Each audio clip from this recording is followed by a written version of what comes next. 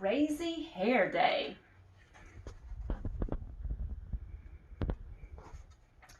Stanley woke up early. Bald Eagle Elementary School was celebrating Crazy Hair Day, and Stanley couldn't wait. They had celebrated Pajama Day, Twin Day, and 60s Day. Stanley's favorite was Twin Day because he and his best friend, Larry Finchfeather, had worn exactly the same thing. Stanley was ready. He had rubber bands, he had styling gel, and he had to make his hair perfect. Stanley had 2 cans of Halloween hairspray. Stanley's mother knew just what to do. She wrapped, she dipped, and to make his hair perfect, she sprayed Stanley's hair bright orange and blue. "Ta-da!" said Stanley. "I'm a work of art." "You're going to be late if you don't hurry," said his mother. Stanley rolled the rubber bands in his hair. He gently tapped the tops of his spikes. "This," he said, "is going to be a day I will never forget. I bet Larry Finchfeather and I will have the craziest hair in the whole school," Stanley thought. As he walked toward the classroom, he heard the teacher talking. "And remember," Mr. Winger said, "Crazy Hair Day is next Friday." Everyone stopped. Everyone stared, and Stanley felt sick. Larry Finchfeather said, "Is that a hairdo or a hair don't?" Everybody laughed, and Stanley ran in the bathroom. A few minutes later, Stanley heard someone come in. "It's me, Larry Finchfeather." "The Larry Finchfeather who just made fun of me in front of the whole class?" asked Stanley. "I was only teasing," said Larry. "Some days you tease me too much," said Stanley. "Mr. Winger said he wants me to try to be a peacemaker instead of a troublemaker," said Larry. "I'm supposed to bring you back to class." "I'm not going," said Stanley. "If you stay in here, you'll miss the class picture," said Larry. "I thought it was next Friday," said Stanley.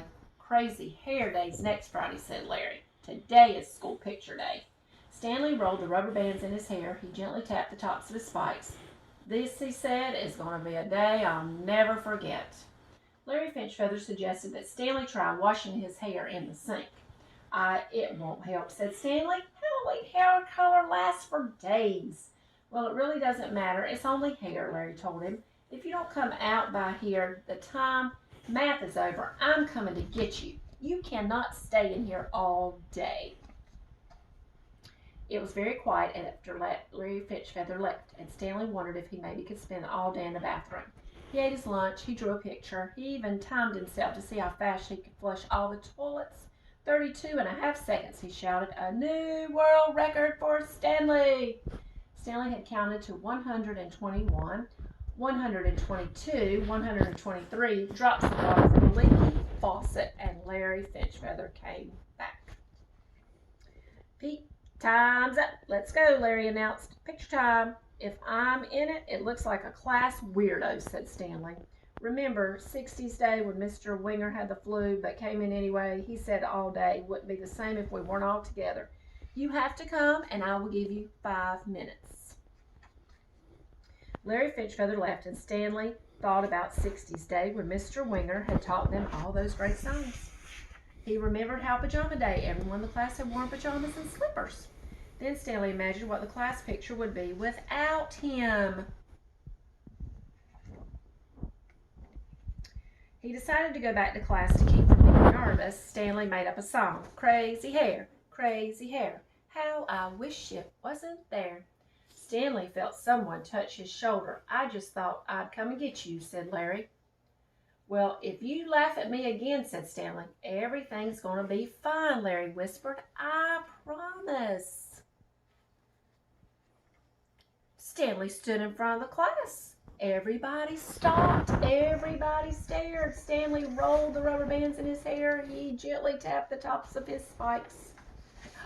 "This," he said, "is going to be a day I'll never forget." The end.